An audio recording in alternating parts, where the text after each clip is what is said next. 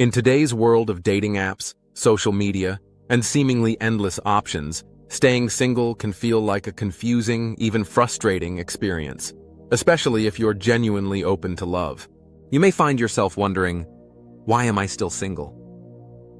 Despite putting in effort, going on dates, and wanting a meaningful relationship, the right person still hasn't shown up. The truth is, being single isn't always a matter of bad luck or poor timing. Sometimes it's about patterns, habits, mindsets, or fears that quietly shape your love life without you realizing it. Let's unpack some of the most common reasons people remain single, and more importantly, what you can do about it. 1. You're waiting for perfect. The belief that there is one perfect person out there who checks every box is a seductive one. It gives you the illusion of control, of not settling. But it's also a trap. Perfection doesn't exist in love. Real relationships require compromise, growth, and patience. If your dating life is a series of instant rejections based on height, job title, quirks, or hobbies, you might be screening out genuinely compatible partners before anything meaningful can begin. What to do? Reevaluate your list of must-haves. Are they based on real compatibility, or just ideals you've absorbed from culture or social media? Focus more on shared values, emotional intelligence, and communication rather than superficial traits. 2. You're unavailable without knowing it. You may say you want a relationship, but deep down, are you truly open to being emotionally vulnerable? Emotional unavailability can hide behind busyness, perfectionism, or a tendency to nitpick others. Often, past relationship wounds, betrayal, heartbreak, abandonment, can lead us to unconsciously push people away as a form of self-protection. What to do?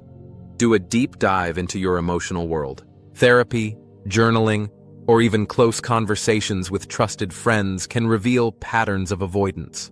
Healing past wounds allows space for new, deeper connections to grow. 3. You're not putting yourself out there. Modern dating has made it easier than ever to meet new people, yet many singles still stay stuck in their comfort zones. You might say you're looking, but rarely initiate conversations, avoid social events, or dismiss online dating altogether. Love doesn't usually fall into your lap while you're watching Netflix. What to do? Commit to small, consistent actions. Join events or groups that align with your interests. Try online dating with a fresh mindset, not as a chore, but as a way to practice connection. Put effort into your appearance, your profile, your first messages. Even if nothing comes of each interaction, you're building momentum. 4. Your standards are misaligned. High standards are good. Unrealistic standards are not. There's a difference between knowing your worth and expecting a partner to meet every fantasy with no room for flaws or growth. Some singles remain alone not because they're too picky, but because they're unclear on what actually matters to them long term. What to do? Reflect on the difference between deal breakers and preferences. Could someone with different hobbies or a different background still make a great partner if your core values match? Prioritize kindness, emotional availability, and shared goals over flashy attributes. 5. Fear of rejection or failure holds you back. Let's be honest. Putting yourself out there is scary. Rejection stings. For many, the fear of failure in relationships becomes so strong that they subconsciously avoid intimacy altogether. It's safer to stay alone than to risk getting hurt. But this fear becomes a self-fulfilling prophecy. What to do? Build resilience around rejection. See it not as a reflection of your worth, but as redirection towards someone more aligned. Practice self-compassion. Take social risks in small doses. Remember, emotional courage is a muscle. You get stronger every time you use it. 6. You don't know what you truly want. Sometimes we say we want a relationship simply because we feel we should.